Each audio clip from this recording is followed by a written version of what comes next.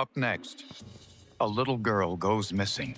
Kids just don't disappear. Her name's Cynthia, and she's 9 years old. Searchers spend weeks looking for her. They did a search basically on their hands and knees, looking for evidence. But a psychic told them where to go. I don't know any other way to explain it, but she described it as having a vision, some sort of religious experience where she saw something in her mind. Some dead plants give investigators a vital clue, but will it be enough to find the killer? It's difficult to conceive of an individual who would do that to a 9-year-old girl.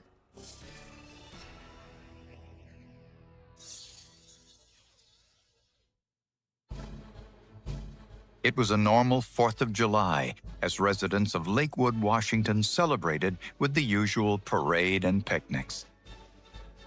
For Rhonda Hebison, it was time to spend with her 3 daughters, Brittany, Ashley, and Cindy. Cindy basically was in and out of the house all day playing, and I was doing chores around the house and thought maybe later on that day we would go down by the waterfront and watch the fireworks. But 9-year-old Cindy didn't come home at dinner time as she usually did. So I started walking around the neighborhood asking people if they had seen her, and they hadn't seen her. As night fell, hundreds of people gathered for the fireworks display. That's when Cindy's mother called the sheriff's department. Yes, my daughter is missing. She hasn't came home yet. So. Where was she going when you last saw her? She was going over to a friend's house, and she's not there. Sheriff's deputies searched the neighborhood and found no trace of her. By morning, it had become quite serious. She still had not returned, and there had been no phone calls by her or anyone else. Over 100 volunteers helped in the search.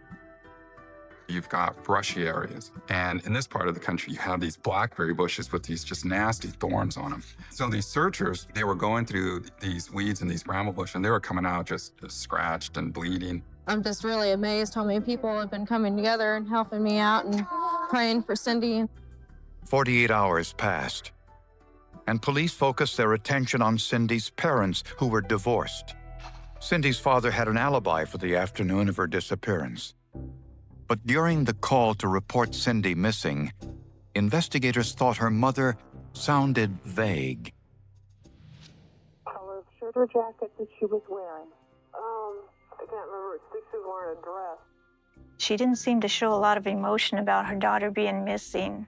She didn't seem concerned or very worried. Police interrogated Rhonda for hours. They brought her in there one night, about 9 p.m., and they kept her there until 6 in the morning the next day. That was really horrible. That was, it was a nightmare. I thought I was going to go to jail. Rhonda denied involvement in her daughter's disappearance, but she failed a polygraph test. During the mother's polygraph, she was asked questions about whether she had any knowledge of Cindy's whereabouts. And that was the question that she failed. She had said she did not. I hadn't been sleeping. I hadn't been eating. I was a mess. Neighbors' prayers for the child's safe return went unanswered. Even the promise of a $5,000 reward didn't produce results. You guys heard about the missing little girl? Her name's Cynthia, and she's 9 years old. 2 weeks passed. Then, police received a call from a member of Rhonda's church. She said she saw something in a dream. She described it as having a vision, some sort of religious experience where she saw something in her mind. The woman said she had a vision of a young girl lying in a field who was either asleep or dead. She even drew a map of where the body was. The spot was a half-mile from Cindy's home, an area volunteers had already searched. They did a search basically on their hands and knees, looking for evidence, and they didn't find her the first time. But this time, they found Cindy Allinger's body.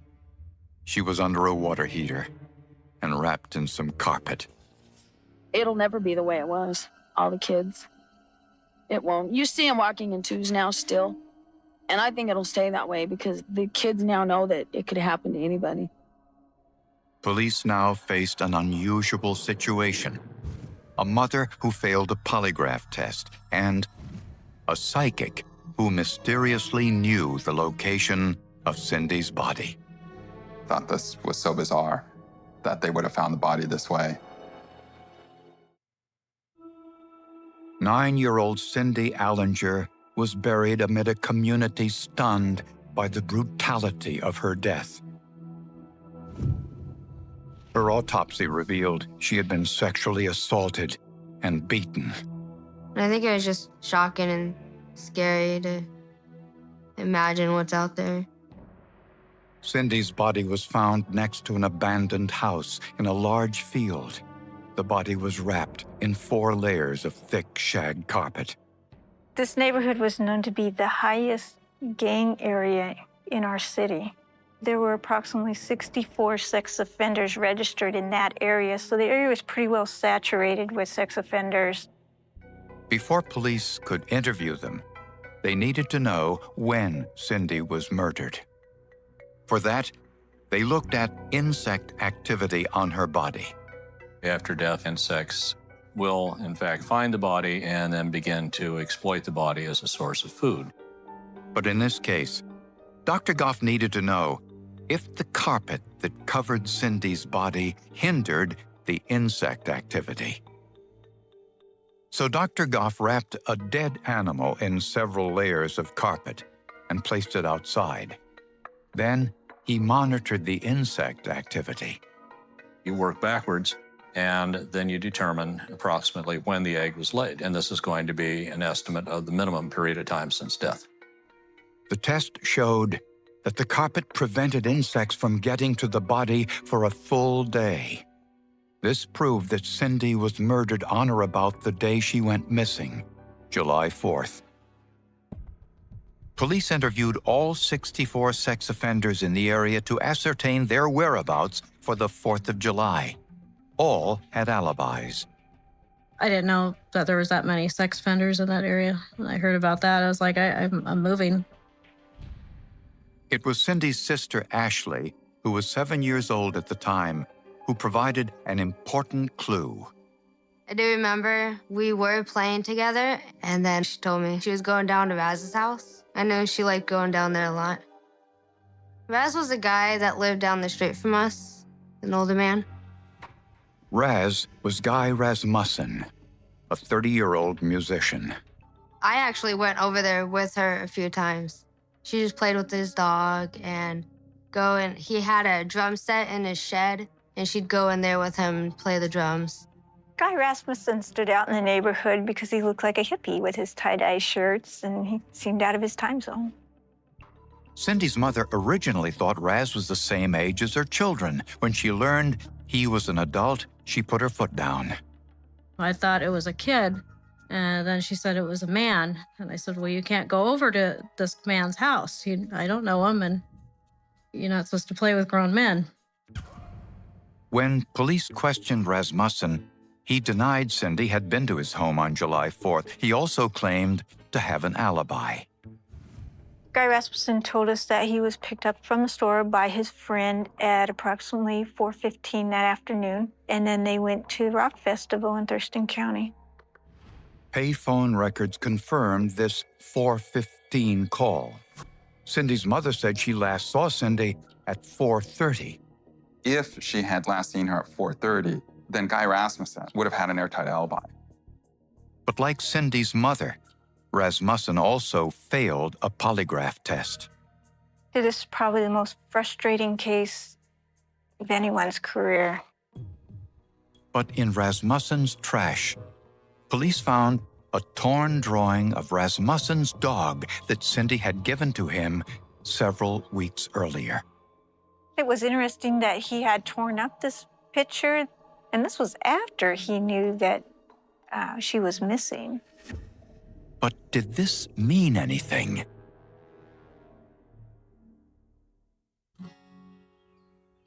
Cindy Allinger's mother, Rhonda, and a neighbor, Guy Rasmussen, both failed polygraph examinations when questioned about Cindy's murder. But then a new suspect emerged, Rhonda's boyfriend, Chris Doyle. He had a history of domestic violence. He had hit Rhonda. It was not clear whether or not he had, physically assaulted the kids, but he did have a temper. During police interrogation, Doyle admitted he once threw Cindy off of the porch during an argument, but denied any involvement in Cindy's murder. When he was questioned, there were things that he didn't want me to know about, that he admitted to hurting Cindy. I didn't know about that. I thought it was an accident the whole time. The mother's boyfriend was given a polygraph exam as well, and he did pass that polygraph exam. Police also questioned the psychic who had led police to Cindy's body. She would never go on the record in terms of, agreeing to an interview. We spoke on the phone. But the psychic had an alibi and was eliminated as a suspect. So police turned their attention back to Guy Rasmussen. A background check revealed Rasmussen served 6 years in prison for raping a teenager and assaulting a 10-year-old girl. He had also been a suspect in 2 previous murders, although wasn't charged because of a lack of evidence. He had been polygraphed in both those homicides and had failed. In Cindy's case, Rasmussen claimed to have an alibi for the time of her murder. He had called his friend at approximately 4:15 on the payphone to come pick him up. And telephone records confirmed it. Cindy's mother told police she last saw her daughter at 4:30 on the afternoon of July 4th. But investigators replayed the 911 call Cindy's mother made to police and discovered a discrepancy. How long ago was it that you'd last seen her? I saw her last about 3 o'clock. We were able to determine that basically Rhonda's sense of what happened that day was simply not accurate. Cindy's mother said it was a simple mistake. This information provided a window from about 3 o'clock to 4:15 when Rasmussen could have committed the crime. Armed with this new information, investigators searched Rasmussen's home and confiscated the clothes he was wearing on July 4th, the clothes his friend said Rasmussen was wearing at the concert. Guy Rasmussen had been keeping his unwashed clothing in the bathtub in the home, and so it was just all strewn in there. Of particular interest were tiny bits of plant material on his shoes and socks. So police sent the samples to forensic botanist Dr. Laree Dennis Johnston. Her first task was to identify the different plants on Rasmussen's clothes to see whether they were the same as those at the crime scene. The samples were mostly seeds, very small. I checked them out with my hand lens, ended up putting them under a microscope. There were a couple of species of brome grass, Hocus lanatus, which is velvet grass. More than a dozen plant species were identified on Rasmussen's clothes.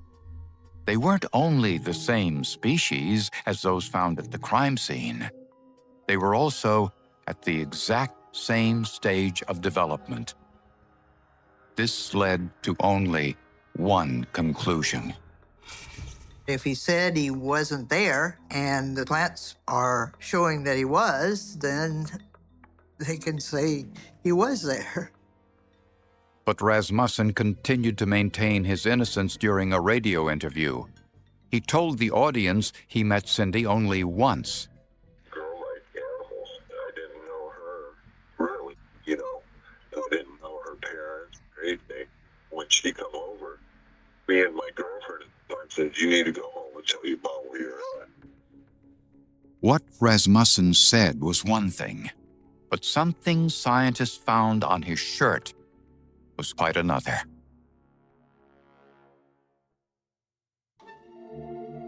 The chief suspect in Cindy Allinger's murder was Guy Rasmussen, who had a history of sexual violence. His credibility was shattered when police learned he had lied about his relationship with Cindy. Guy Rasmussen told investigators, and he told me, that he'd only met Cindy once. But later it came out that he'd actually met her a few times. We learned from the younger sister, Ashley, that Guy Rasmussen had given them a stuffed animal, a rabbit with a carrot, is what he gave her. But the only evidence linking him to the crime was some plant material on his clothing. But then investigators found something else, a stain on Rasmussen's shirt.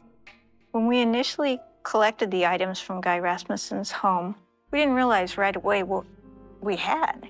The clothing was dirty, unwashed, and the shirts were multicolored, so it was hard to see what was on it. A preliminary test confirmed the stain was human blood. A DNA test found not one, but 2 genetic profiles.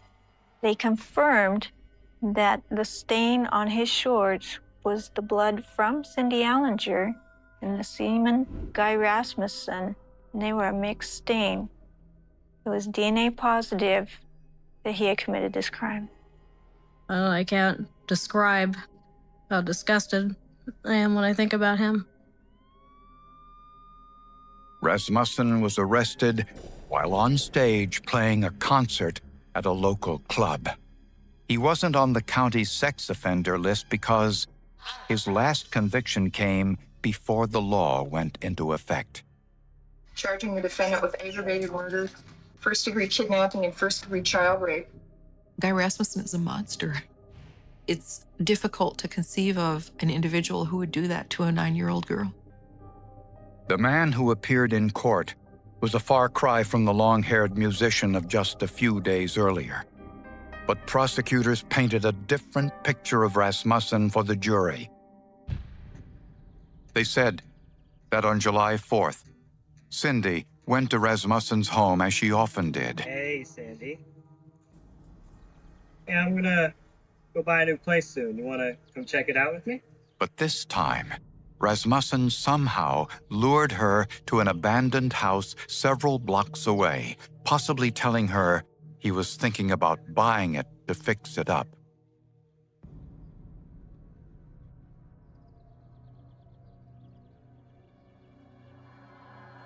Once there, he raped and murdered the little girl.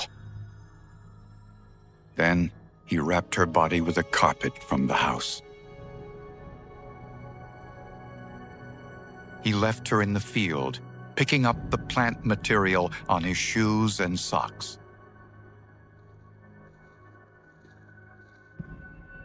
Then he walked to a nearby payphone and called a friend in order to create an alibi. The insect activity established an estimated time of death, and the plant material on his shoes and socks proved he was in the field. But his clothes stained with Cindy's blood left no doubt he was the killer. We needed science to guide us. We needed things like the botanist and the entomology studies and the DNA especially to get us in the right direction. During his trial, Rasmussen's lawyers claimed the forensic entomology report was incorrect and that Rasmussen was innocent because the crime occurred during the time he had an alibi. That argument failed to impress the jury. We, the jury, having found the defendant guilty of premeditated murder. Rasmussen was convicted of first-degree murder and sentenced to life in prison without parole. I'd like to see him get executed. You don't deserve to live. You killed my daughter. She was only 9 years old. She didn't have very much of a life. It was important to show the jury how painstakingly the police built the case, that it wasn't a rush to judgment, anything of the sort, that it was done very professionally and deliberately. It's kind of like losing everything you got. Somebody just takes everything away from you, like including your inside. It's just like your heart's been ripped out.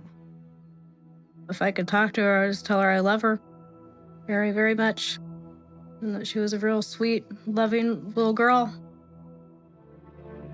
Many believe Rasmussen would have continued on his crime spree. But a combination of evidence, bugs, plants, and DNA ensured he would never again prey on little girls. If they didn't have forensic science, it would be kind of hard to pinpoint the killers. It's amazing what they're able to do these days with just the tiniest little things. Piece of grass. You have to remain scientifically objective and neutral. You can't adopt let's get the bad guys mentality. You can't take sides. In all instances, you have to remain impartial. About the only thing science couldn't explain was how the psychic knew the location of her body. The searchers didn't find her, but for the tip from the psychic, it may well have been a long time before she was found.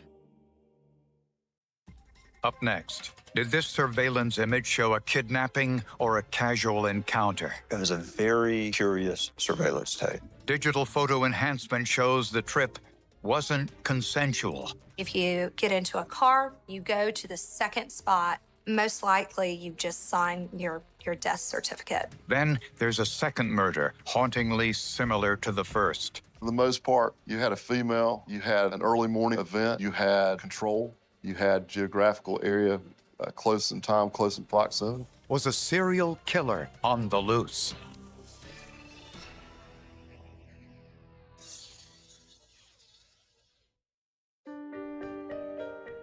Every morning, 55-year-old librarian Damaris Wynn walked for miles in Duncan Park, a 100-acre wooded area next to her house in Spartanburg, South Carolina.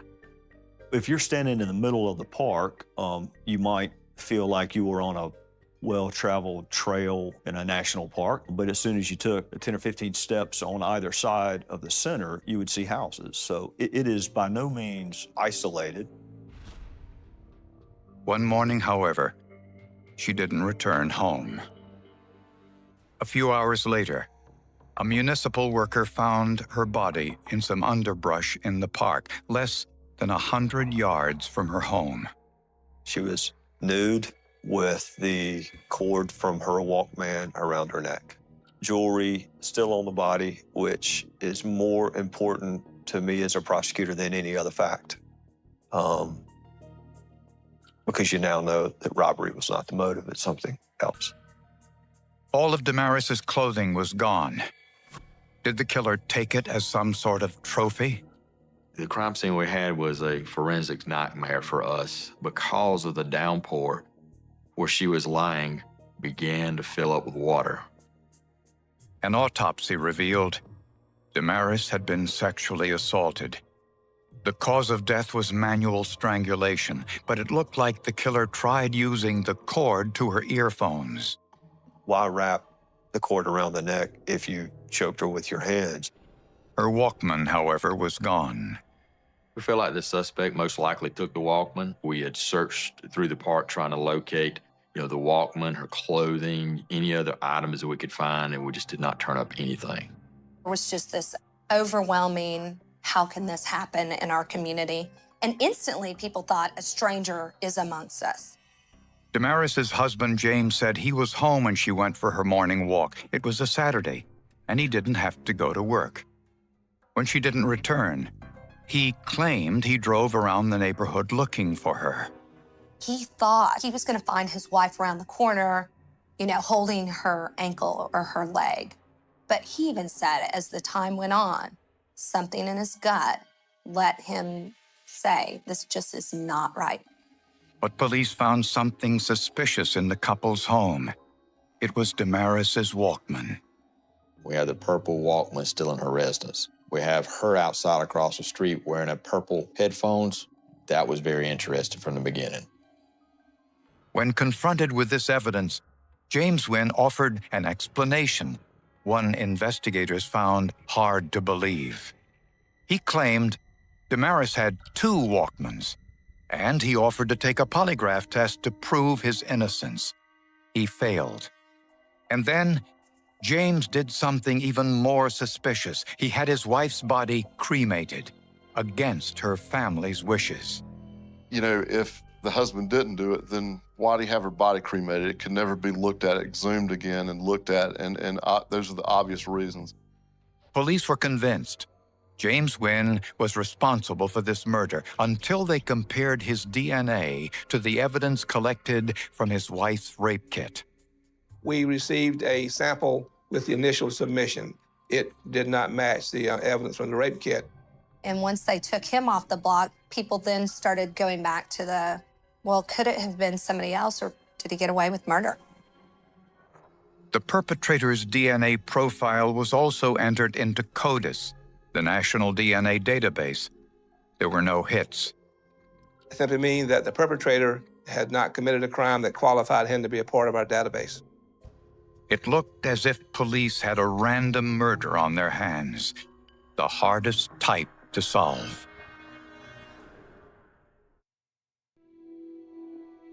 Duncan Park is a landmark in Spartanburg, South Carolina. Since 1926, families have used the park for recreation and picnics, so it's an unlikely place for a brutal murder. Investigators learned that on the day Damaris Wynn was murdered, 4 municipal workers were cutting trees in the park. All of them were asked to provide a DNA sample, as was any male who lived near the park or worked with Damaris. We swabbed around 25 individuals. We tried to pinpoint people that we really thought may be involved, and everyone we went to, volunteered their swabs. Again, there were no matches. 5 months later, there was a similar murder in the Reedville community of Spartanburg County, 15 miles away. It was the same, essentially. There were some differences, but for the most part, you had a female, you had an early morning event. 32-year-old Rhonda Ward drove into the parking lot of the convenience store where she worked. It was early in the morning, and it was Rhonda's job to open the store. Rhonda was the type of lady that if she was supposed to be there at 7, she came in at 6:30.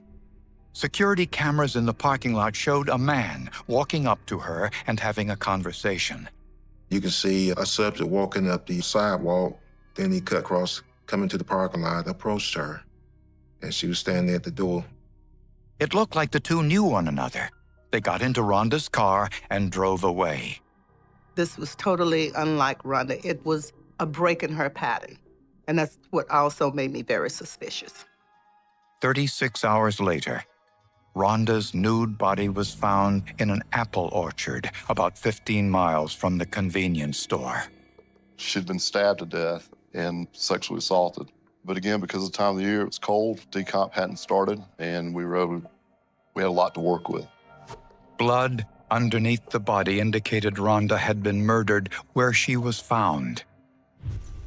And just like Damaris Wynn's murder, the killer had taken Rhonda's clothes. When news of Rhonda's murder became public, a potential witness contacted police. She said that on the morning Rhonda disappeared, she was driving by the orchard where the body was found. She saw a white car parked on the shoulder of the road with 2 individuals walking toward the orchard. She said one looked like the victim. The other was a light-skinned black man. At the time, the witness didn't think anything of it. I'm certain he had been there before, knew about the area, may have already planned it out in his mind. Police assumed the killer had also stolen Rhonda's car. Fortunately, after speaking with the Nissan car company, investigators discovered the company had something they could do. The ability to start the car could be disabled if payment were not made. And because of her death, she missed a payment and the car was disabled. How they were able to do that with a satellite, I don't know, but I do know that they disabled the car. Apparently, the gambit worked. Police found Rhonda's abandoned car 3 miles from the crime scene. Someone, presumably the killer, had set it on fire, most likely to destroy potential forensic evidence. You just don't burn cars because they won't start unless you got something you'll hide. But the radio was missing. So police put word out to their informants to be on the lookout for an individual trying to sell a Nissan car stereo. Store employees who watched the security camera videotape said the man looked like Chester Donovan, a man Rhonda had been dating. It was someone that Rhonda had more than just a friendship with. 32-year-old Chester Donovan was a teacher's aide at the school Rhonda's children attended. A background check revealed a previous arrest for domestic violence. Donovan denied any involvement and consented to a polygraph test, which he failed. You've got him identified, you've got him failing a polygraph, and he had a connection to Miss Ward with a violent past. So, I mean, obviously, that was where the investigation was focusing.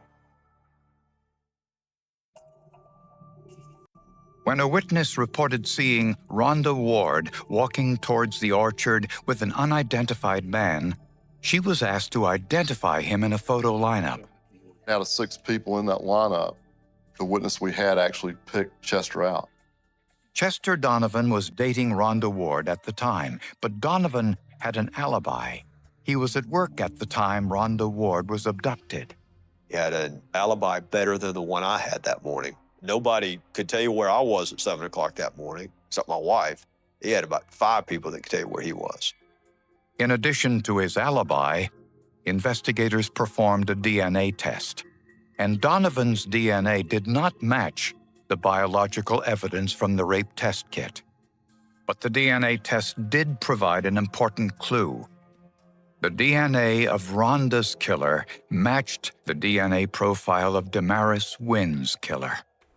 I don't know that any of us actually expected it. There were a few that actually expected it, but there were some that were like, well, you know, it'd be a luck hit if we get it.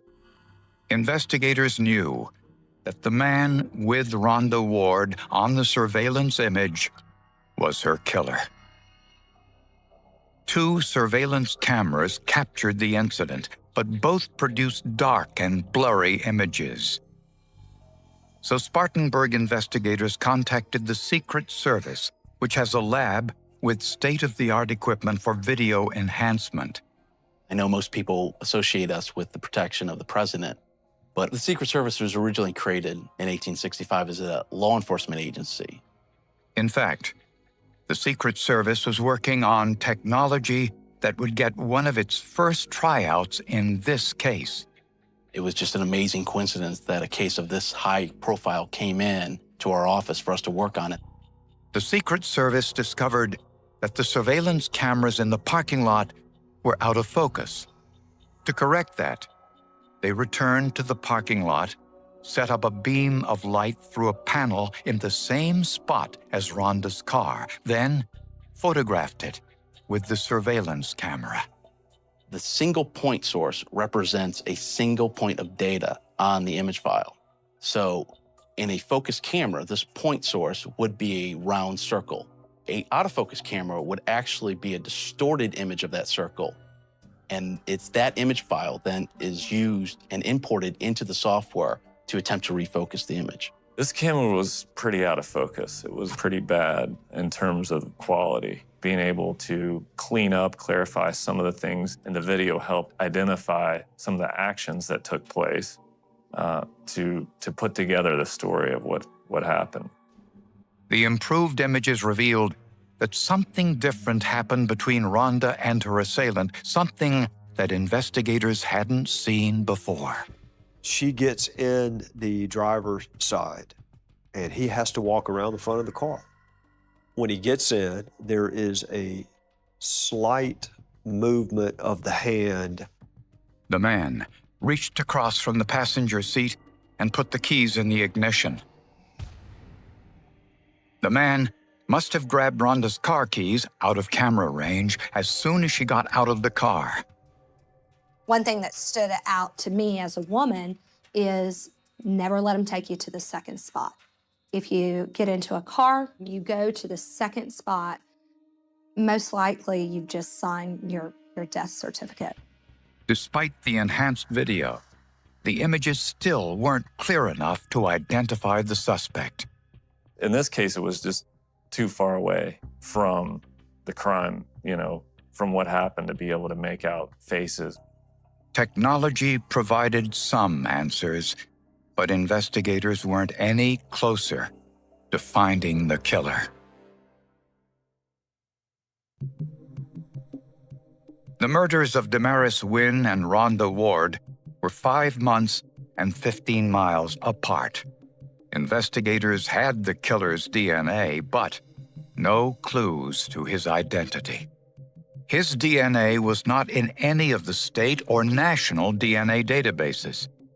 In our state, if you were convicted of a violent offense, then you were part of our database. You were required to provide a DNA sample to SLED to be included in our database.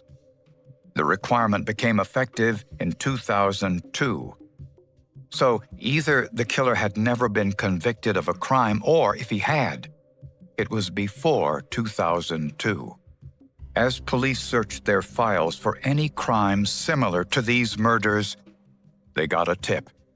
They learned that a local man tried to buy cocaine by trading a radio from a Nissan automobile. This was significant, since the radio was missing from Rhonda's car when it was found. So he went by the name Snow, so perhaps he didn't think anybody would know who he was. But police informants identified the man as Frederick Evans. Evans lived within walking distance of Rhonda's workplace, where this surveillance video was shot. And he was no stranger to law enforcement. This was a bad man to the core. And I've seen some of the lowest of the low. And the thing about Frederick Evans, you look at him, doesn't scare you. 35-year-old Evans, a short-order cook, divorced with a 13-year-old daughter, served time in prison for rape and robbery prior to 2000. This was only the latest in a series of crimes that began in his teens. Frederick Evans had one assault and battery with intent to kill, where he sliced a man's throat with a box cutter. One larceny and simple assault, where he stole a woman's purse and punched her in the face. Evans denied any involvement in either murder. Police decided to call his bluff. They told him they'd shown the surveillance tape to his mother. He said, "You showed it to my mom?" I said, "Absolutely." And he said, "What did she say?" And I said, "Mr. Evans, you know what she said. She identified you in the video." Evans fell for this ruse and changed his story. His story was that they knew each other. It was consensual sex. Got rough, they got in a fight, and she tried to stab him, and he turned around and stabbed her. That's not even a good Lifetime television movie. I mean, that's just ridiculous. Investigators obtained Evans' DNA, and the test results left no doubt his DNA matched the biological evidence from Rhonda Ward's rape test kit. His DNA also matched the evidence in Damaris Wynn's case. Frederick Evans' friends told police that Evans was sleeping on a bench in Duncan Park on the morning of Damaris's murder. Prosecutors believe Evans abducted her, dragged her to the woods, sexually assaulted her, then strangled her to death, first with her headphones and then manually. For reasons that aren't entirely clear, it appears Evans took Damaris's clothing and her Walkman, possibly as a trophy, but didn't take her jewelry.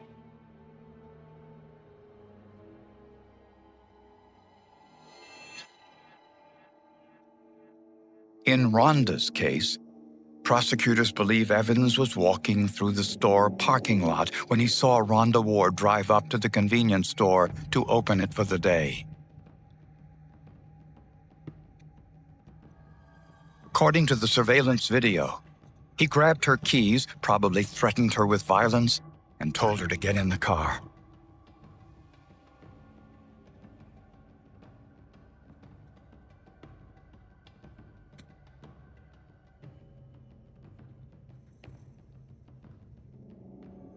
Evans forced her to drive to a deserted location nearby.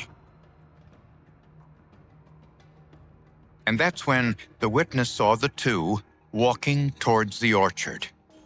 And just as in Damaris's case, Evans sexually assaulted Rhonda, killed her, and took all of her clothes.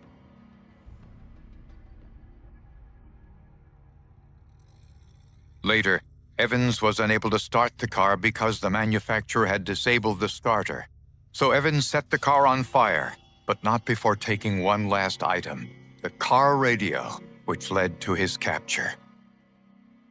Well, ma'am, it's not as it seems. It's not as it looks. You know. What is it then? Tell me what it is. There's two sides to every story. Tell me your side of the story. I don't have enough time to sit here and explain to you. How and why did you murder Rhonda Ward and Demarius? I'm not going to answer that.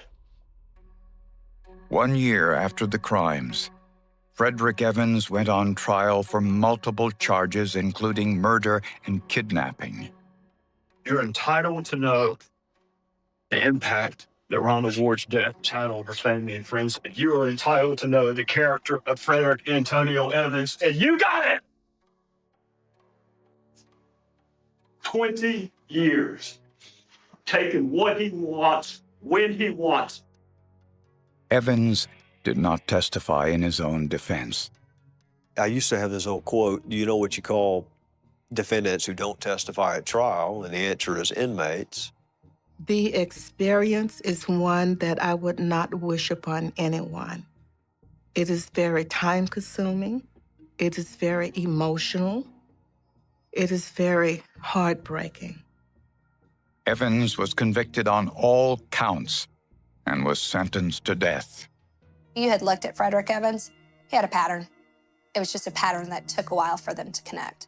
The only way in this day and age to get a death sentence is to have very strong forensics. And frankly, the only way to get a conviction at the guilt phase is to have strong forensics.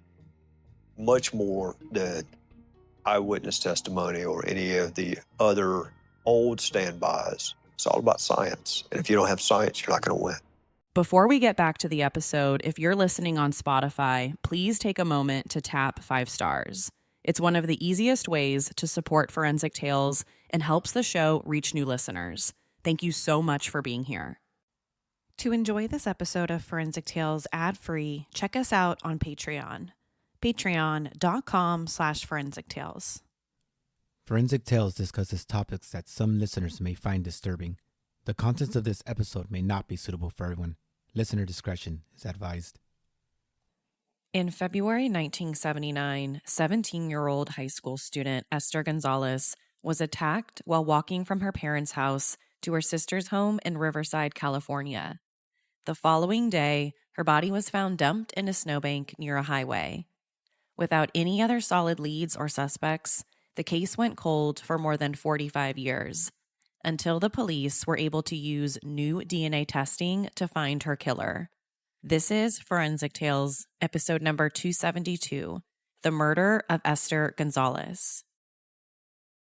When most people think about the state of California, they picture the big cities: Los Angeles, San Francisco, San Diego. Those cities also happen to be some of the country's most traveled to places. And why wouldn't you think about them? Los Angeles is the place you think about when talking about movies, Hollywood. San Francisco with the famous Golden Gate Bridge. San Diego with its miles upon miles of sunny beaches. When thinking about California and the places you can visit or live there, not many people think of the other lesser-known areas like the city of Banning. Actually, if you aren't from this part of Southern California, then chances are you've probably never heard of it. As someone born and raised in California, I'll be the first to tell you that California is the state where you can be at the beach in the morning and then in the snowy mountains by the afternoon. So to paint a picture of the place we're going to be talking about in this episode, go to Los Angeles, then travel about 85 miles east to Riverside County, and you'll eventually end up in the city of Banning. With a population of almost 30,000, Banning, California is a pretty quiet place to live. It's not exactly known for much these days, like maybe some of the other bigger cities to the west. Decades ago, it was a major stop for stagecoaches and railroads in what was once considered the Old West. But today, it's just a small town situated in the much larger Riverside County. It's night and day from many places in neighboring Orange or Los Angeles counties. In the late 1970s, Banning was considered a relatively safe place to be. It wasn't a place where a lot of crime happened. Kids stayed out well past sunset. People hitchhiked if they didn't have a car. No one really locked their doors at night. It was just a quiet and small town. There was nothing to be afraid of, really.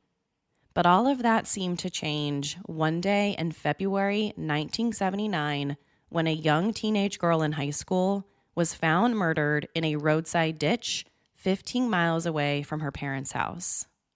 February 1979, 17-year-old Esther Gonzalez was just your typical high school senior getting ready to graduate. She lived with her parents in Banning and had 2 older siblings, a sister named Liz and a brother named Eddie. She was at a point in her life where most of us have really fond memories. She was a senior in high school. She was just about ready to become an adult. She had thoughts about starting a career that she was passionate about, and she even had thoughts about someday having a family of her own. For most of us, we look back on our senior year of high school and we think that this was some of the best times of our lives. Except that never happened. Esther didn't graduate high school, despite only being months away from the ceremony. She didn't become an adult or start a career of her own. Her entire life was taken away and cut short one ordinary Friday night. On February 10th, 1979, the Riverside County Sheriff's Office received a disturbing phone call. Because Banning, California is in Riverside County, the Riverside County Sheriff's Office took the call and would eventually take the case. On the other end of the phone was a man. He said he just discovered a body off Highway 243 south of Poppet Flats Road. So naturally, the first responders who answered the call had a lot of questions. They needed to know the who, what, where, when, and how. The first thing they asked the caller was his name. But the man on the phone refused. He wouldn't tell the police his name. He even became argumentative with them, saying that he knew nothing other than seeing a body. He said he didn't even know whether it was a male or a female. Then when the police started asking him more questions, he just hung up.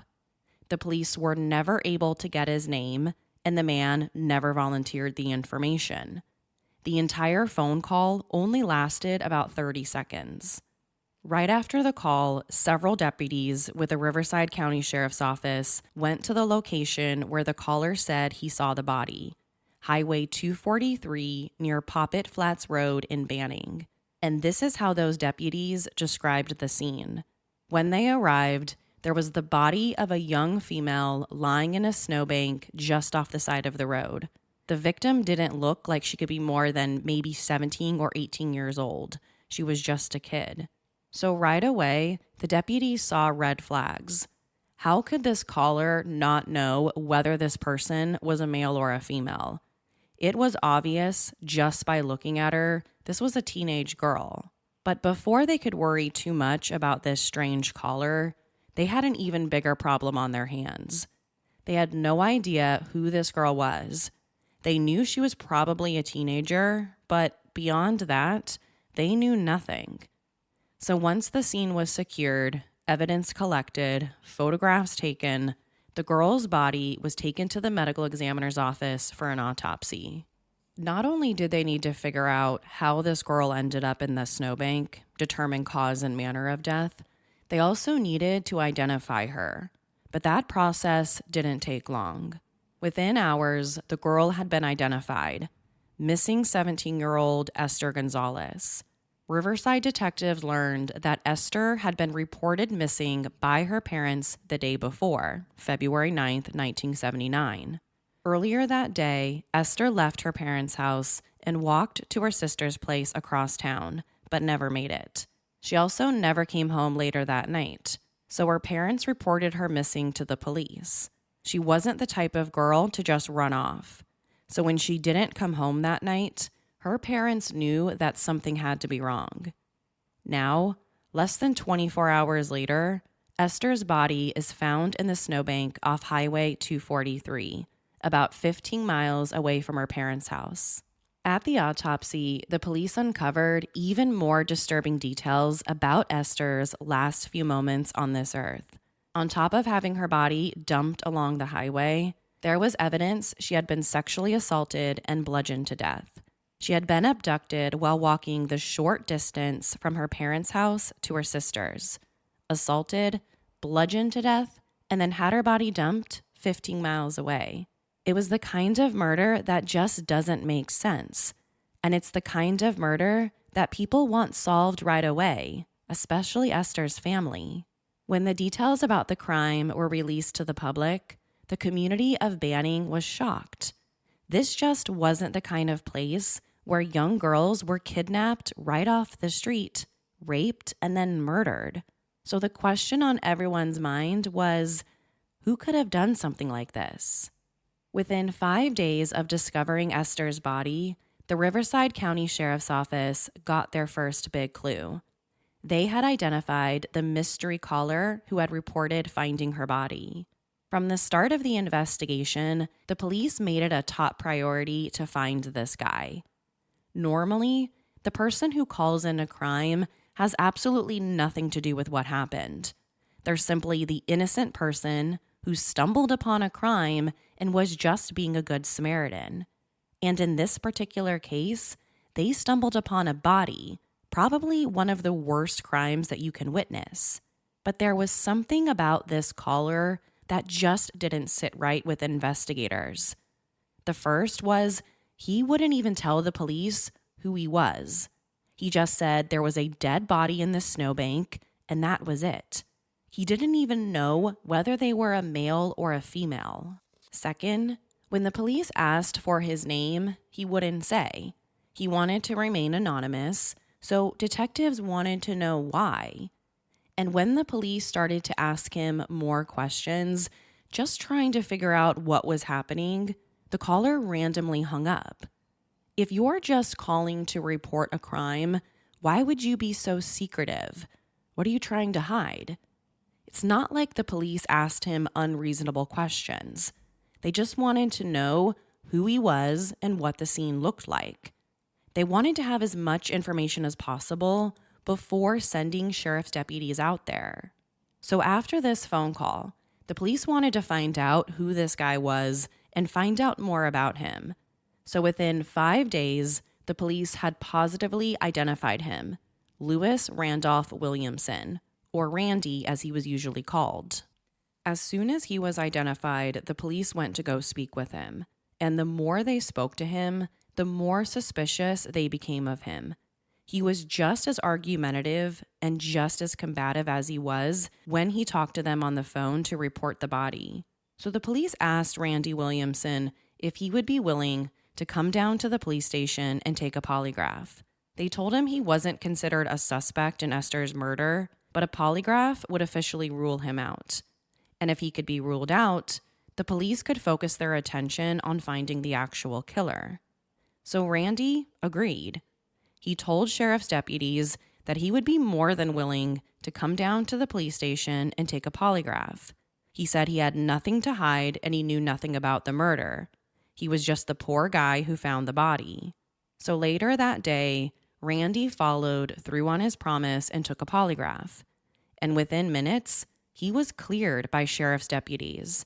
He passed the polygraph, suggesting that maybe he was telling the truth. He knew nothing about Esther Gonzalez's murder. So after that, Randy Williamson was officially cleared of any wrongdoing. The police could go back and start looking for other possible suspects. Now, pausing there for a moment. Polygraphs are an interesting and tricky tool. On one hand, they're used by the police to try and determine if someone is lying. Most police departments even use them during their hiring process for new recruits. But on the other hand, polygraphs aren't admissible in court as evidence, at least not here in the US. So the police consider them good enough during their investigation to label someone as a suspect, but they aren't good enough to be used against them as evidence later on. Now, I know some people love polygraphs and they think they should be allowed in court, while some of you might totally disagree with that. Either way, that's how we use them. They're an investigative tool for the police, but after someone's arrested and put to trial, whatever they said on that polygraph can't be used against them. So after Randy cleared his polygraph test, he was free to go. The Riverside police no longer considered him a possible suspect in Esther's murder, and they moved on, looking for other leads.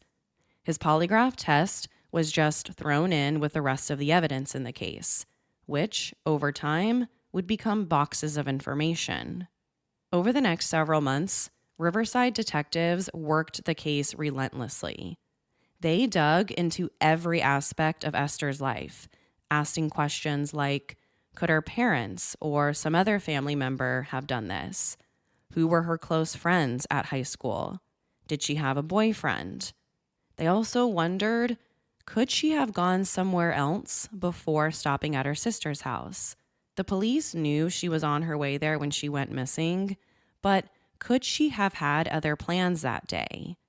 Maybe she even lied to her parents about where she was going, and that something had something to do with what happened. But all of those questions didn't lead anywhere. Her parents were cleared of any wrongdoing. No one else in her family, including her 2 siblings, had anything to do with it. None of her friends were considered suspects.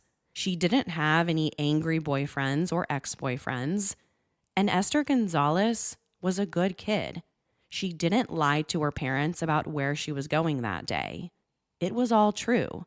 She was snatched right off the street and killed in the worst way possible. During the course of the investigation, Riverside detectives had extensive interviews with Esther's brother and sister, Liz and Eddie Gonzalez, and both of them repeated the same things. Esther was a good kid getting ready to graduate high school.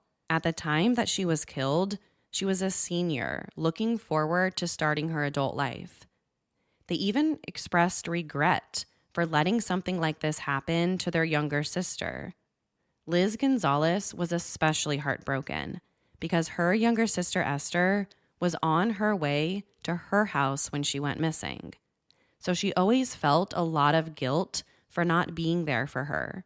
Although there was nothing that she could have done. There would have been no way for her to know that anything like this could have ever happened. But still, as her bigger sister, Liz Gonzalez must have felt a tremendous amount of guilt. From the beginning, Esther's family was willing to do anything and everything possible to help the police find her killer. In an interview with Fox 8, Liz Gonzalez was quoted as saying, "I never let it go because I know if it were me, my sister would never let it go." But the hunt for her sister's killer wasn't easy. In fact, months went by with no arrests. Then eventually, years passed, no arrests. Detectives knew that the location where Esther's body was found was only the dump site. She had been assaulted and killed somewhere else. But the dump site didn't have many clues. The killer didn't leave behind any obvious pieces of evidence. He could have just driven down the highway, pulled over, and dumped Esther's body out of the car. The whole thing could have taken less than 30 seconds, and no one would have seen a thing. If Esther's body was dumped at nighttime, chances are there were no other cars on the highway, which meant no witnesses. This was also at a time where there weren't cell phones and there weren't surveillance cameras everywhere like maybe there is today. So there wasn't any type of digital evidence for investigators to look at. And without any witnesses, the police knew nothing and had very few leads to work with. Over the years, not much progress was made in the case, except for this. When Esther's body was recovered from that roadside snowbank, investigators collected her clothing and they were eventually able to generate a DNA profile from a semen sample. This happened several years later as DNA testing started to become available, something that investigators didn't have back in 1979. So as soon as investigators got the DNA profile, it was entered into the Combined DNA Index System, CODIS. But the search through CODIS didn't reveal any matches. It was back to square one. After that, the case turned cold again because the Riverside County Sheriff's Office had other cases they needed to work, cases that were considered much more solvable. But that didn't mean they completely forgot about Esther or her murder. The Riverside County Sheriff's Office did everything they possibly could. If they got a lead over the years, they looked into it. They did everything they could. But when the leads run out, the case goes cold. For the next 4 decades, Esther Gonzalez's family was forced to move on with their lives, not knowing who killed her, who kidnapped her right off the streets, raped her, and then bludgeoned her to death. It wasn't until 2023, 44 years later, that the Riverside County Sheriff's Office made progress in the investigation again. In 2023, members of the Riverside County Regional Cold Case Homicide Team, RCCHT, decided to go back to Esther's case file. The RCCHT is a special department consisting of members of the DA's Office Bureau of Investigation, the Riverside County Sheriff Coroner Department, the FBI, and the Riverside Police Department. So it's a team made up of very experienced investigators. The reason they went back to this particular case was because it was one of the county's oldest unsolved homicides, and they also knew that a lot had changed since 1979, especially when it comes to DNA and forensic testing. So the team went back to the boxes of evidence and very quickly made a phone call to a private Texas-based DNA lab, Othram Inc. If you've listened to my podcast before, then chances are you've heard the name Othram. We've probably covered over a dozen cases that they've helped to solve. But in case you aren't familiar, Othram is an American lab specializing in forensic genetic genealogy. Their mission is to help solve unsolved homicides, identify missing persons, and identify previously unidentified people, John and Jane Does. What makes Othram so unique is its ability to test even the smallest and most degraded DNA samples. If a police department has done everything possible to try and solve a case or identify someone, they hit a dead end, they can turn to a private lab like Othram to see if there's anything they can do. If there's still DNA in the case, no matter how small or how old it is, Othram might be able to help. Since 2018, when Othram was founded, they have helped to solve so many cold cases. It would take me hours just to mention all of them. But some of the more well-known cases that they've been involved with are Beth Doe, a woman who was found murdered and dismembered in 3 suitcases back in December 1976. She was eventually identified decades later using genetic genealogy as Evelyn Colin. They also worked the septic tank Sam case from Canada. In April 1977, Gordon Sanderson was found in a septic tank, but the police weren't able to identify him until 2021 when Othram did the DNA testing. Another famous case, Delta Dawn. In December 1982, a baby was found dead in a Mississippi riverbank, but remained a Jane Doe for decades until she was eventually identified 38 years later as Alicia Ann Heinrich. These are cases that we've covered in earlier episodes if you want to learn more about them. These are also all cases in which law enforcement had DNA, but they had run into a dead end with it. Maybe because there wasn't a match in CODIS. Other times, it's because the DNA is either too small or too degraded for them to test on their own. When any of that happens, they can turn to a company like Othram to see if they can help. So in Esther's case, that's exactly what investigators in Riverside County, California did. They had DNA from the sexual assault, a semen sample.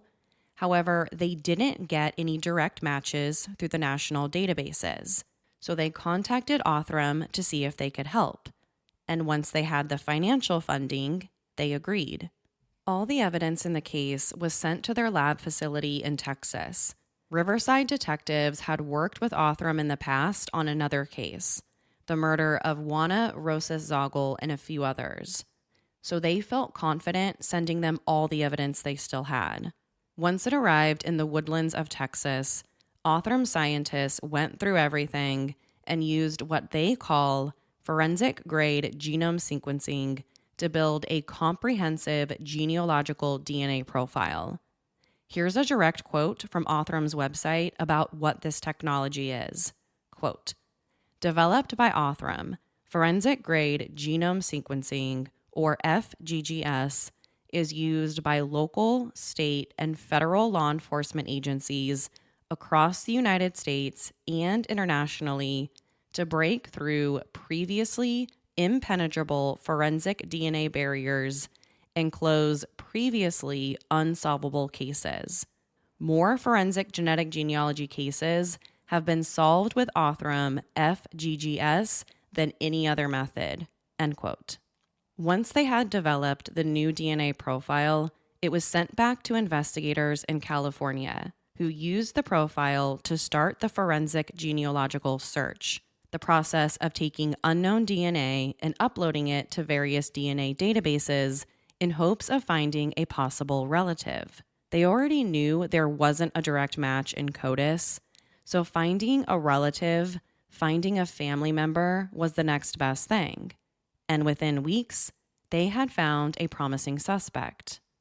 By the end of 2024, investigators in Riverside were convinced that the person who called in the discovery of Esther's body was also her killer, Lewis Randolph Williamson, aka Randy. Although police had officially cleared him as a suspect back in 1979 through a polygraph, he was never cleared through DNA because that technology hadn't been developed yet. It turns out, polygraph examinations aren't always reliable. People can lie and people can beat them. And in this case, that's exactly what happened. When they uploaded the new DNA profile to the databases, they got a hit for a potential relative. The woman had died years earlier, but in a newspaper article about her passing, the woman listed her son as the executor of her will. That son was Randy Williamson. But that name wasn't new to detectives. He'd been interviewed by the police back in 1979. So once he was considered a credible suspect in 2023 and 2024, detectives contacted their fellow officers thousands of miles away in Broward County, Florida. But why Broward County, Florida? Well, as soon as they identified Randy as a possible suspect through this new DNA profile, they ran a background check to find out that's where he lived. But when the results of that background check came back, they learned that he died in 2014 in Broward County, Florida. So the only way the police in California were going to find out if he really was Esther Gonzalez's killer was to get his DNA sample. But to do that, they needed to convince the police in Florida to dig up his grave. He wasn't alive anymore to submit to DNA testing on his own. So the police in Riverside called the Broward County Sheriff's Office and told them everything. They gave them all the details about the case, the murder. They said that Randy Williamson was the mystery caller who discovered the body, but he was never arrested because he passed a polygraph test. But now, through new DNA testing, they believe he's the guy. He's the one who murdered this girl 4 decades earlier. But for them to be sure, they need to conduct a direct DNA comparison. So when law enforcement in Florida heard this, they agreed. They got a sample of Randy's blood that had been collected during his 2014 autopsy and sent it back to the California Department of Justice, or DOJ, for testing.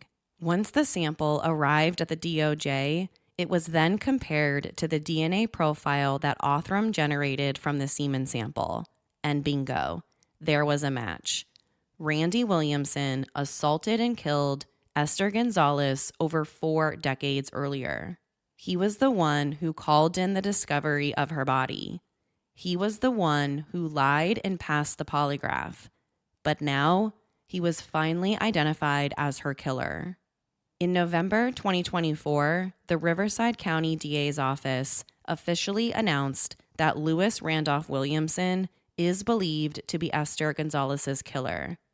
But because he died in 2014, there are still so many unanswered questions. Like, how did he manage to beat the polygraph test? Why did he do it? Why did he pick Esther Gonzalez? Was it because he saw her walking to her sister's house and that she was alone? How did he convince her to get into his car? Or did he force her? Also, why did he call the police to alert them about her body? Did he feel like that would somehow lessen what he did to her? Did he feel guilty and wanted her body to be found sooner rather than later? Then there's this question. Are there potentially other victims out there?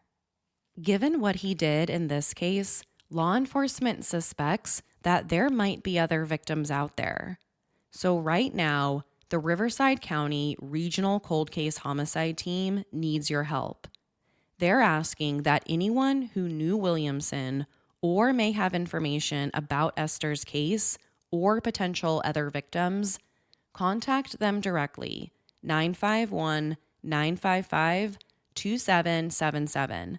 That's the Riverside County Regional Cold Case Homicide Team at 951-955-2777. You can also send an email to coldcaseunit@rivcoda.org.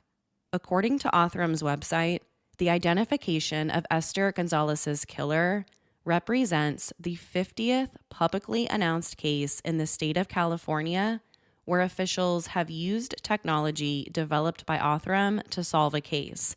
And this is just the beginning. Like I mentioned earlier in the episode, we've covered so many of these cases on just this podcast alone. But there are still so many other cases that need to be solved. Unsolved homicides from decades ago. Missing people that need to be identified. There are still so many cases that need this type of DNA testing that these private labs can do. But for that to happen, there has to be funding, money. It's not cheap to perform the type of DNA testing that is needed. And companies like Othram, they rely on financial donors and private funding.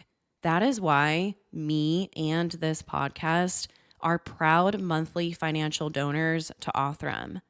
For about the last 2 years, this podcast has made regular monthly financial contributions to help fund these types of cases that are simply awaiting DNA testing.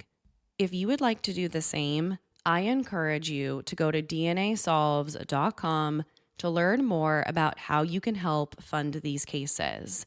You can select a specific case, or you can set up a monthly donation that is spread across all the open cases. Any amount can really help get justice for a murder victim or help a family get answers.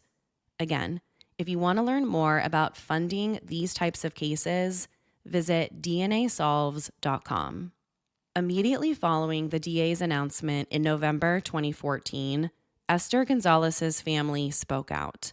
In a CNN article, Esther's sister, Elizabeth Gonzalez, who is now in her 60s, said this, quote, "We are very happy that we finally have closure. We are happy about it, but since the guy has died, a little sad that he won't spend any time for her murder," end quote.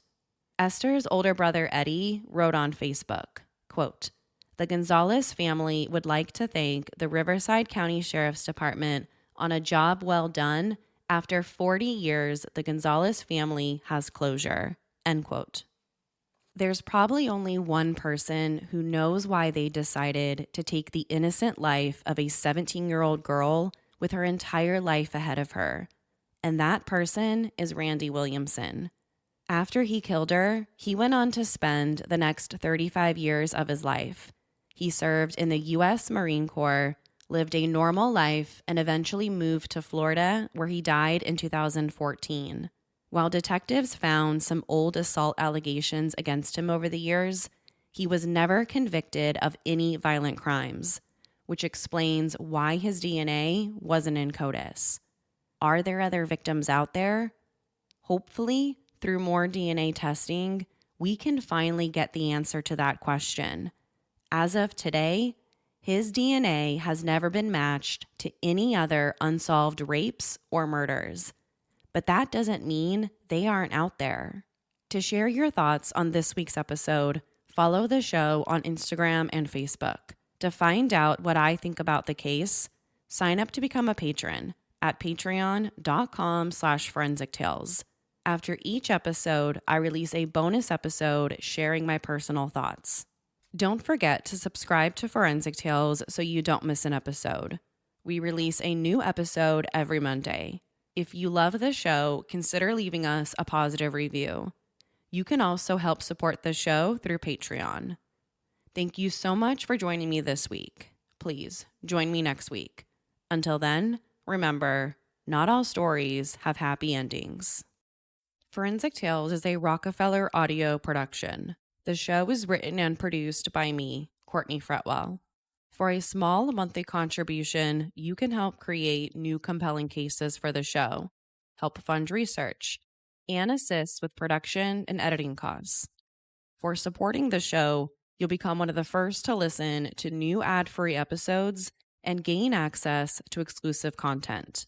Thank you so much to this week's newest patron, Richard S. To learn more, please visit patreon.com/forensictales. Forensic Tales is a podcast made possible by our Patreon producers, Tony A., Christine B., Sherry A., Michael D., Nicola, Jerry M., Megan G., Ureli, Jerry, Ann F., Carol A., Shannon D., Marianne C., Lois B., Lynn H., Ashley S., Alice B., Danielle D., and Savannah. If you'd like to become a producer of the show, head over to our Patreon page or send me an email at courtney@forensictales.com. For a complete list of sources used in this episode, please visit forensictales.com. Thank you for listening. I'll see you next week. Until then, remember, not all stories have happy endings.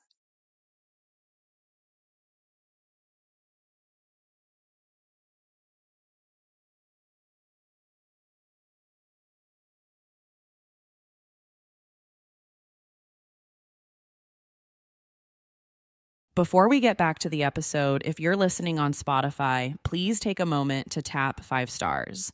It's one of the easiest ways to support Forensic Tales and helps the show reach new listeners. Thank you so much for being here. To enjoy this episode of Forensic Tales ad-free, check us out on Patreon. Patreon.com/forensictales. Forensic Tales discusses topics that some listeners may find disturbing. The contents of this episode may not be suitable for everyone. Listener discretion is advised. On September 24th, 2024, Marcellus Williams was executed by lethal injection in Missouri after the U.S. Supreme Court denied his stay, despite objections by the prosecutors and the victim's family. Marcellus Williams was convicted of murdering a St. Louis woman inside of her home in August of 1998, despite zero forensic evidence linking him to the brutal murder. His execution just over a week ago sparked a nationwide debate over the death penalty here in the U.S. Was Marcellus a cold-blooded killer and got the justice he deserved? Or is he yet another wrongfully accused man sentenced to death? This is Forensic Tales, episode number 249, an update on the execution of Marcellus Williams.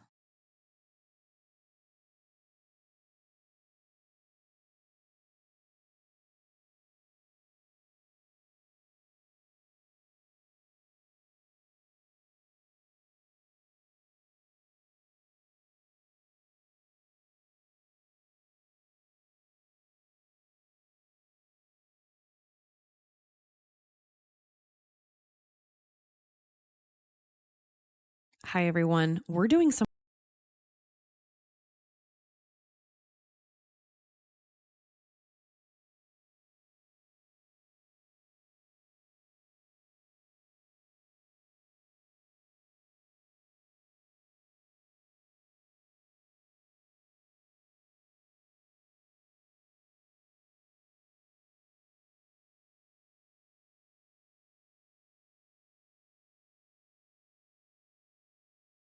proved, there's been some doubt over his guilt in the 1998 murder that he was originally accused of.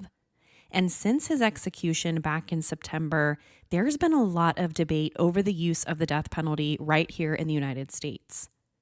His story is definitely unique because, as we're about to talk about throughout this entire episode, DNA evidence found at the crime scene didn't belong to him, yet he was still put to death anyway.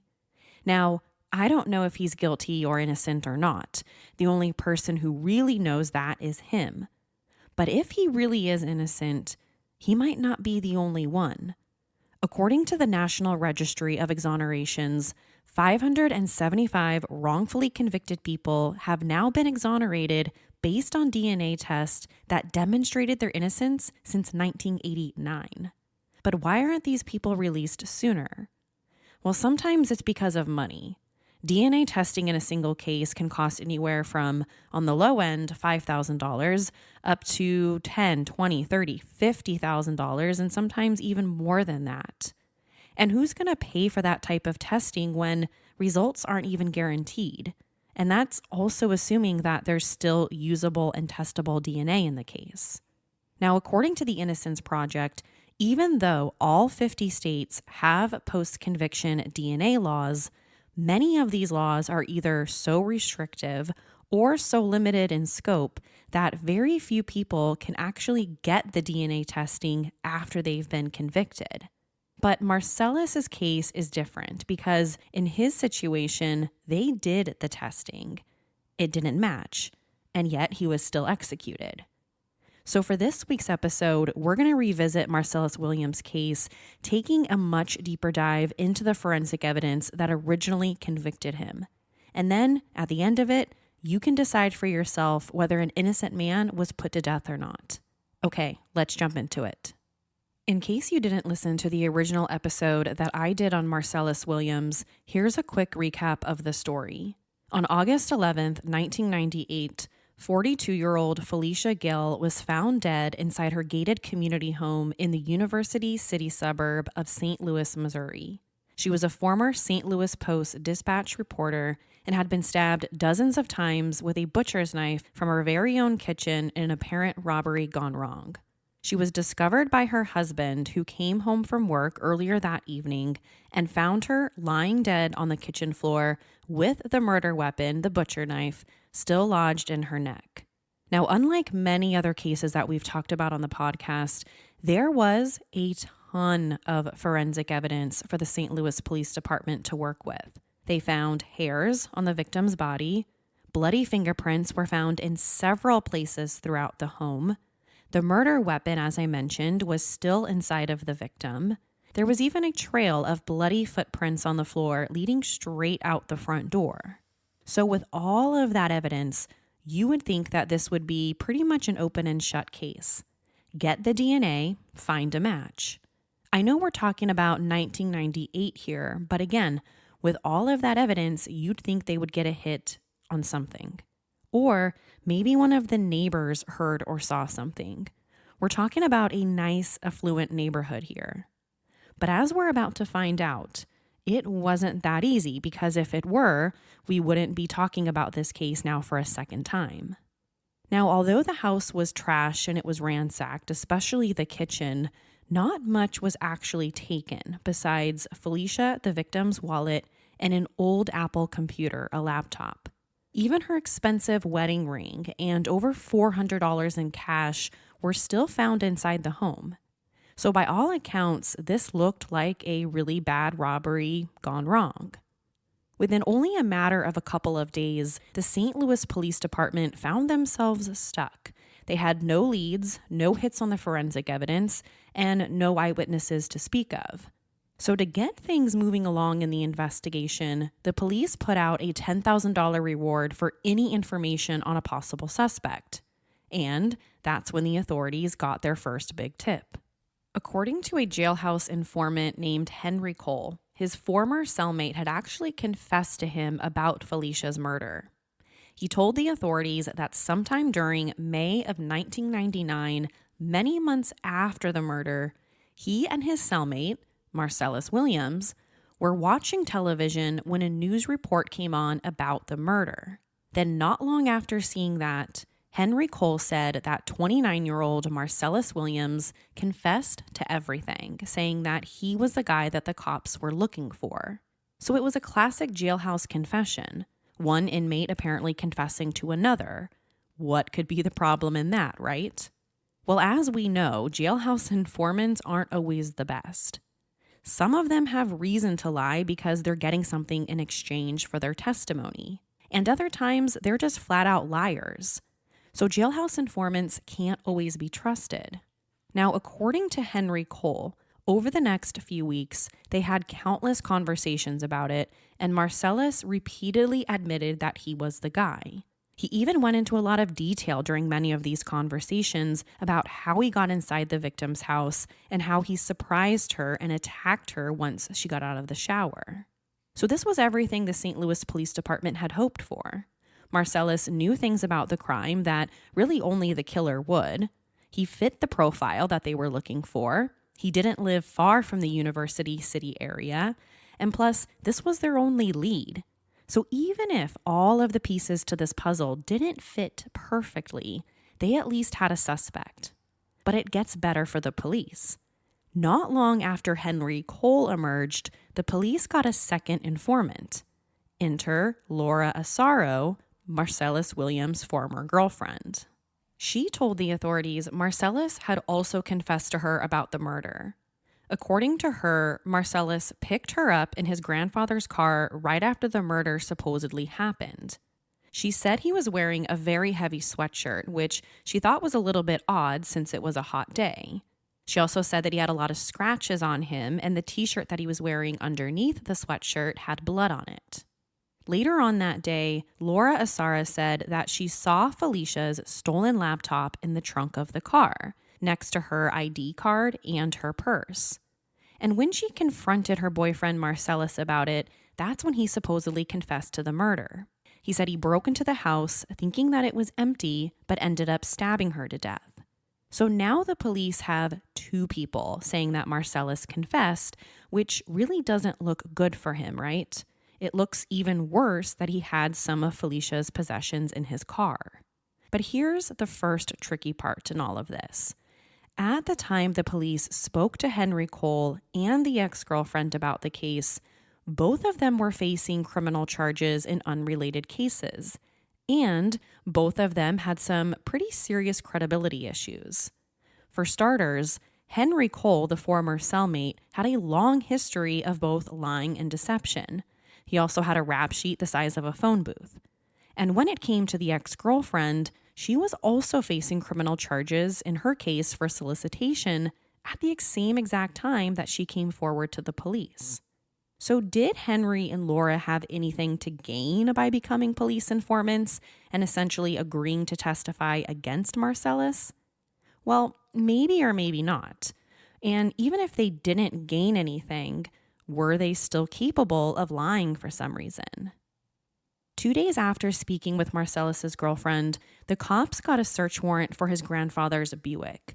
That's the car that Laura Asaro said that Marcellus was driving on the day of the murder. It was his grandfather's car. And inside of the vehicle, they found everything that Felicia said was going to be in there. The stolen laptop, Felicia's ruler and her calculator, which had her old employer on them. All of these items had been taken during the crime. So now the police had enough evidence against Marcellus to arrest him and charge him with the murder. And that's exactly what happened. Based on everything that they gathered, here's what the prosecutors said happened on August 11th, 1998. Marcellus took a bus from St. Louis to University City, which is a predominantly white neighborhood. However, let's stop there for just a second. No witnesses ever saw him in the area that day or enter the house. Again, we're talking about a virtually all-white neighborhood. Marcellus Williams is black. So he then rang the doorbell, and when no one answered, he broke a window and went inside. That's when he heard running water from the showers upstairs and began ransacking the kitchen, which was downstairs. Then he saw the victim coming downstairs. He grabbed a knife. A struggle ensued between the two of them. He stabbed her upwards of 43 times, leaving the knife lodged into her neck. He then swiped a purse and a bag with her laptop, leaving behind a house of valuables and $500 in cash, and then fled without being seen. None of the neighbors could ever identify him. Finally, he then rode the bus back home, still spattered with the victim's blood, in broad daylight. There's also zero evidence he even knew his victim before the murder, or even had motive to specifically rob or target her. But that's the prosecution's theory. Now, what about the forensic evidence? We already know about the two people he supposedly confessed to. But what evidence actually ties him to the murder? Because you shouldn't convict someone just simply on jailhouse informant testimony alone, right? There should be at least some physical evidence. Well, let's get into it. Now, I mentioned earlier that there was a lot of forensic evidence recovered at the crime scene. Hair, blood, fingerprints, the murder weapon. But none of that was ever linked to Marcellus Williams. It wasn't linked to him back in 1998, and it still hasn't today. Let's start with the victim, Felicia Gale. According to the former girlfriend, Marcellus was covered in scratches when he picked her up on the day of the murder. So the theory goes something like this. Marcellus and the victim got into a physical fight and she scratched him, causing the marks on Marcellus. According to the girlfriend, the scratches were all over his neck, and he even had some blood droplets on his t-shirt.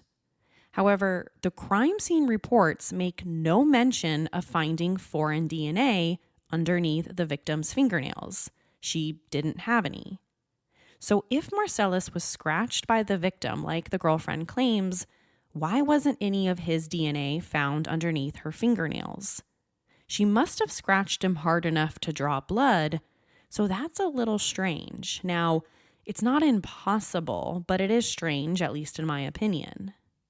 Several hairs were also found on her body, but when they were tested, they didn't match Marcellus. Even today, we don't know who the hair belongs to. Did her killer leave them behind? Or maybe they don't have anything to do with her murder at all. We don't know either way.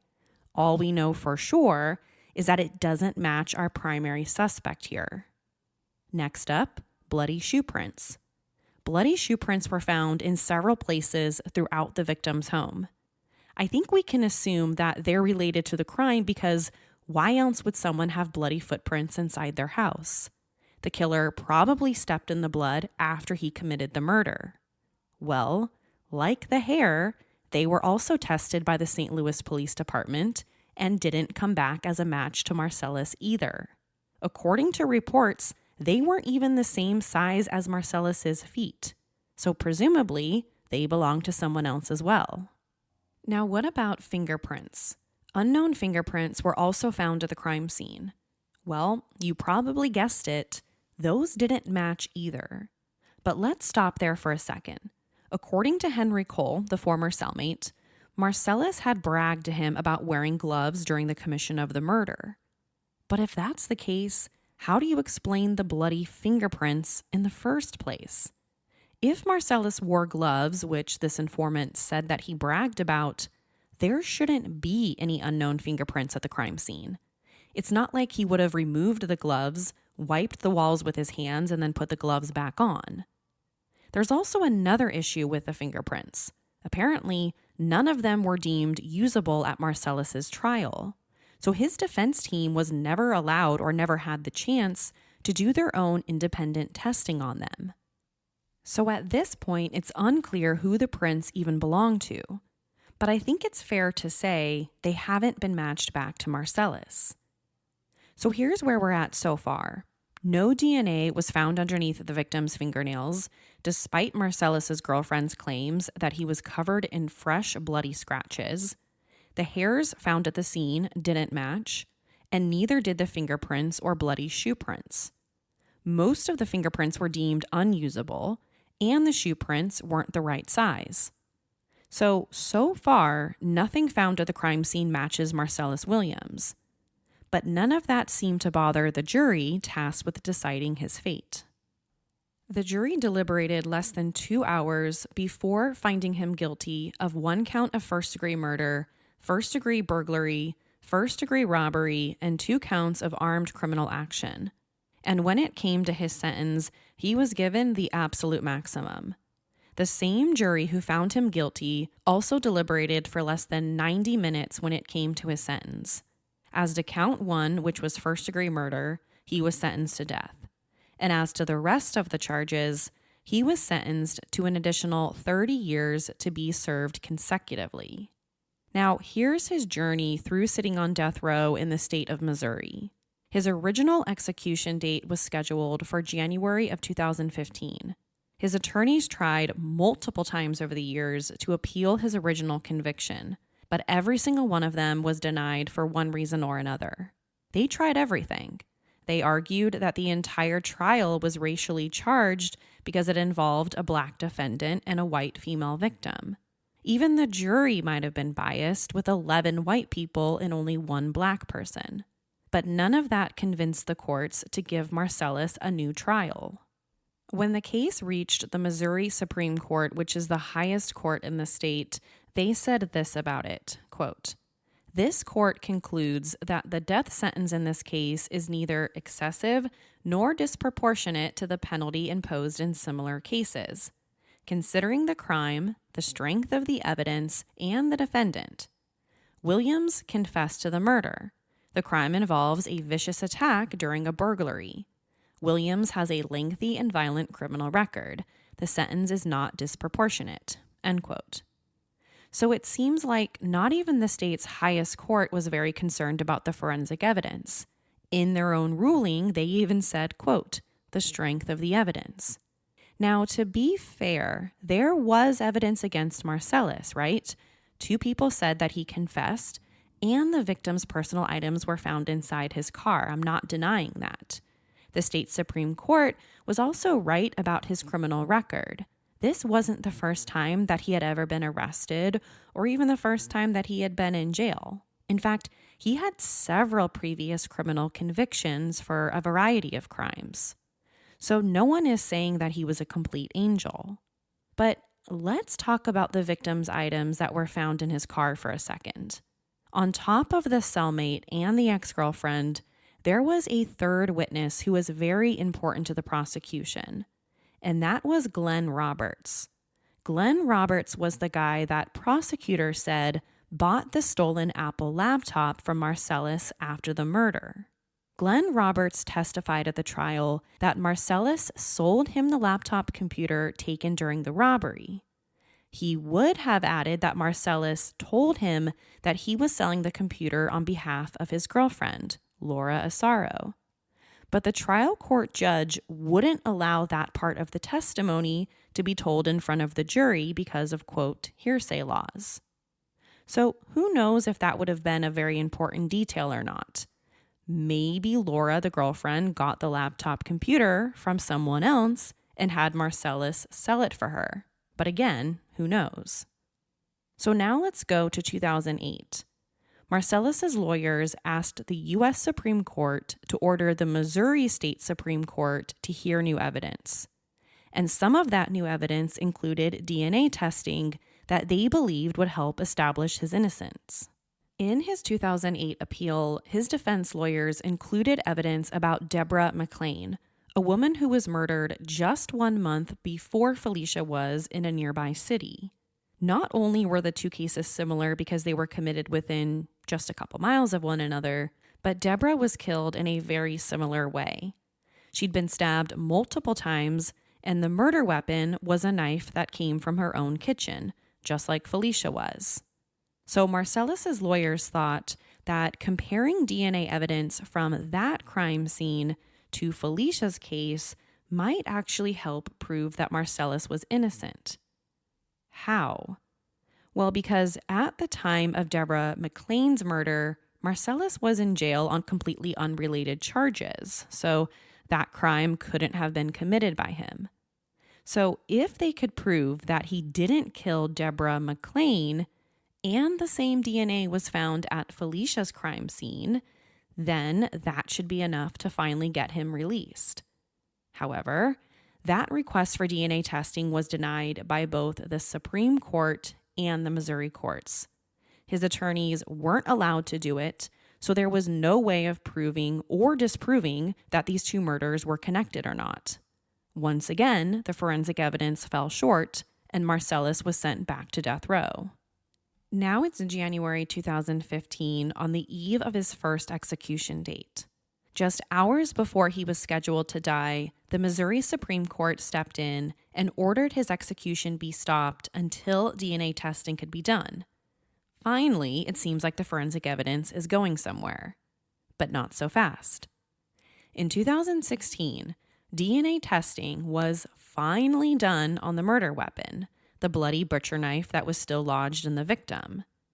If there was a single piece of evidence that could either exonerate or confirm his participation in the murder, this had to be it.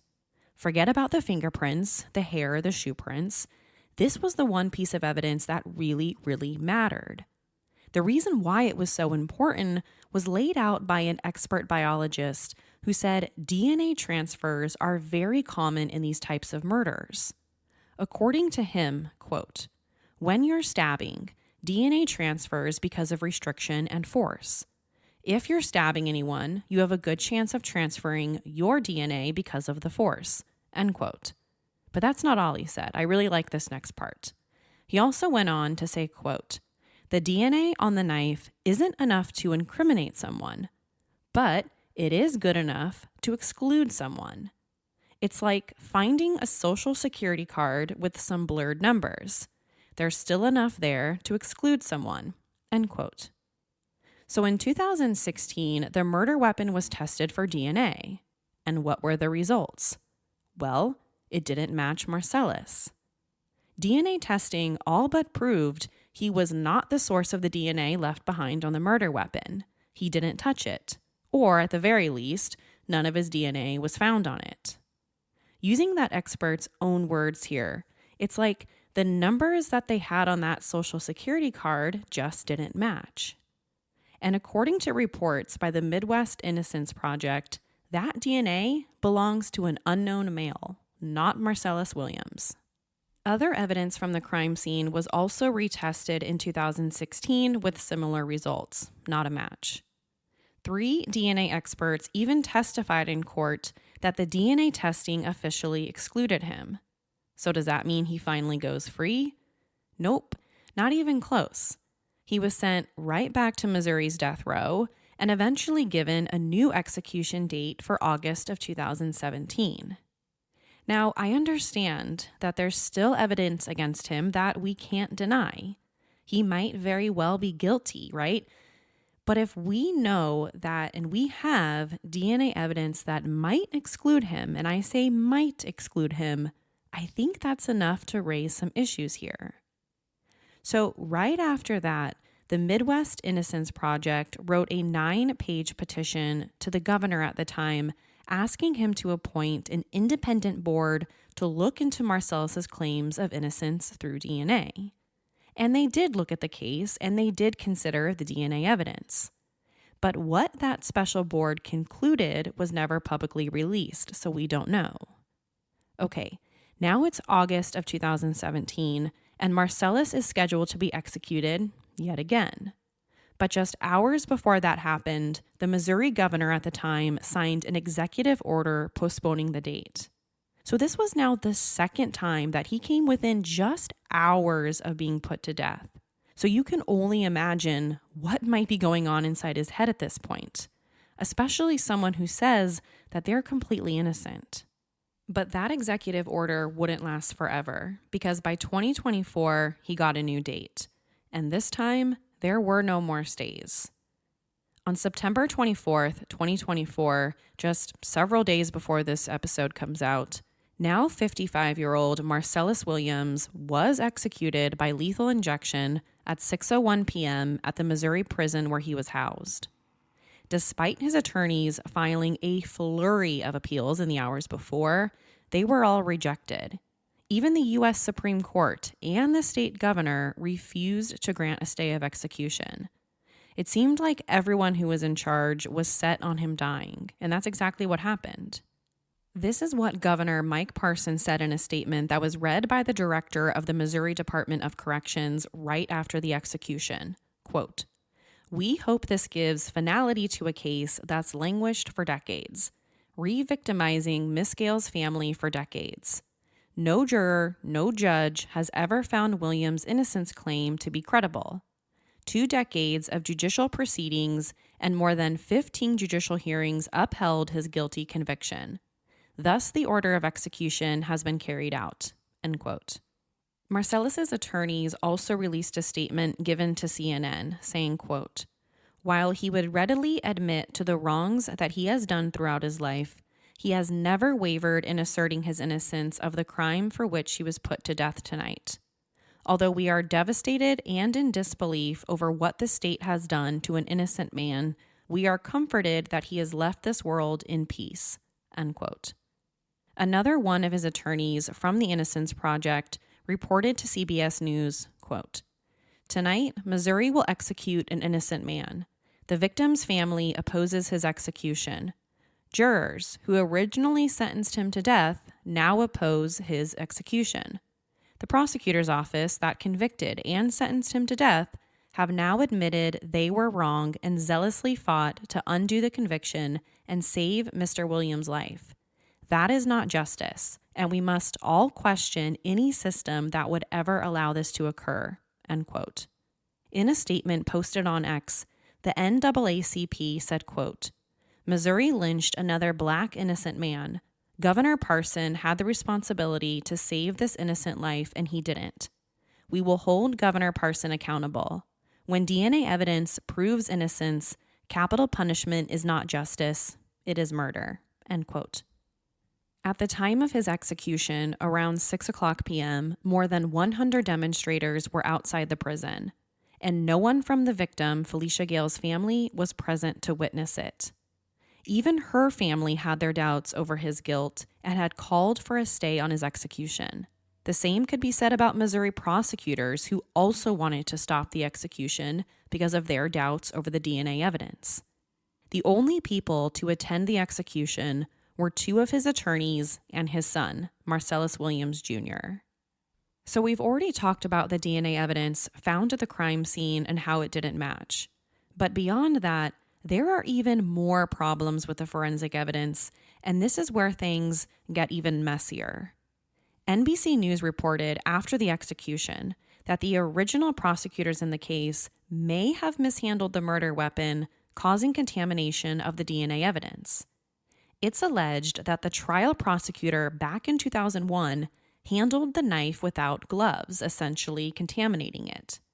And when it was tested for DNA years later, the DNA test showed that the DNA was consistent with that particular prosecutor.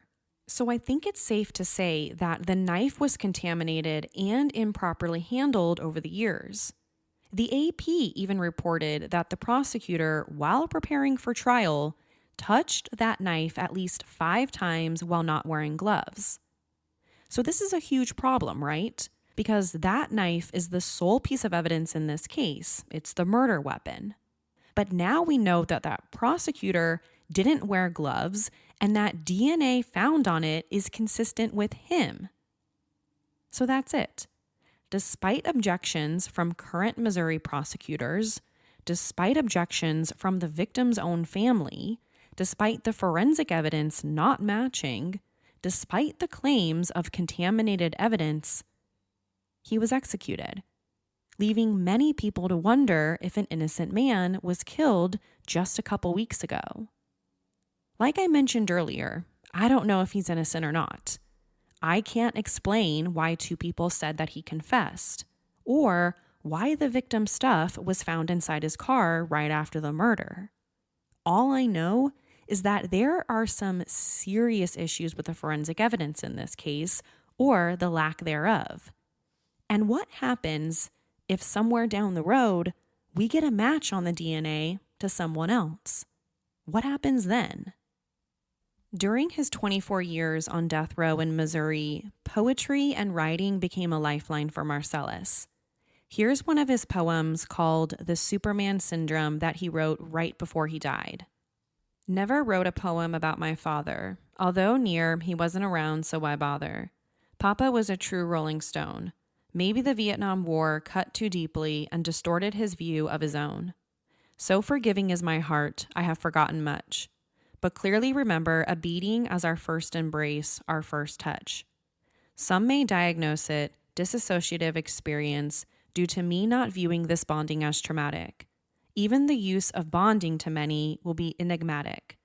Now behold, here is my father, the first superhero type. Never knew at the time he would just be a stereotype. Still my heart keeps to forgiveness because I can see past the world's flesh. No tears were shed growing up due to being born with no regrets. Firstborn. I am here adding to this malfunction. I can only remember a yellow dump truck, a bomb pop, a croquet set without instructions. But when I say he's a master carpenter, I feel a sense of his worth. Then I realize I was never taught such. Abandonment attempts to surface along with shame and hurt. There are just illusions, deceptions, and whispers. Believe me, devils are real, I can hear the hissing. But I ignore them, no doubt, when they spew their fiction. Alcohol addiction, a player in his game. But how can one be cured from a disease that erases pain?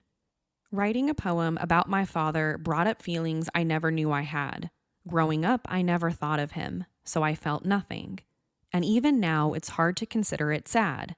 Now come on and tell me that you understand. How kryptonite can be one's children so he forgo that part of being a man. The truth is that I know that many can relate. Not so the rectification of my soul, so I refuse bitterness and I reject hate. Therefore, he still deserves respect and kindness as he is the parent, a divinely prescribed, over-shunned by many, but my heart so necessary and apparent.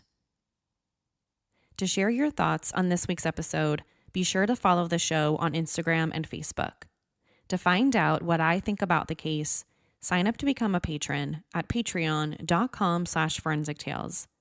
After each episode, I release a bonus episode sharing my personal thoughts. Don't forget to subscribe to Forensic Tales so you don't miss an episode. We release a new episode every Monday. If you love the show, consider leaving us a positive review. You can also help support the show through Patreon. Thank you so much for joining me this week. Please join me next week. Until then, remember, not all stories have happy endings. Forensic Tales is a Rockefeller audio production. The show is written and produced by me, Courtney Fretwell. For a small monthly contribution, you can help create new compelling cases for the show, help fund research, and assist with production and editing costs. For supporting the show, you'll become one of the first to listen to new ad-free episodes and gain access to exclusive content. Thank you so much to this week's newest Patreon supporters, Ashley S. and Sadie. To learn more, please visit patreon.com/forensictales. Forensic Tales is a podcast made possible by our Patreon producers, Tony A., Christine B., Sherry A., Michael D., Nicola, Jerry M., Brian W., Megan G., Ureli, Jerry, Ann F., Ken S., Carol A., Luis B., Marianne C., Lynn H., and Ashley S. If you'd like to become a producer of this show, head over to our Patreon page or send me an email at Courtney@forensictales.com. For a complete list of sources used in this episode, please visit forensictales.com. Thank you for listening. I'll see you next week. Until then, remember, not all stories have happy endings.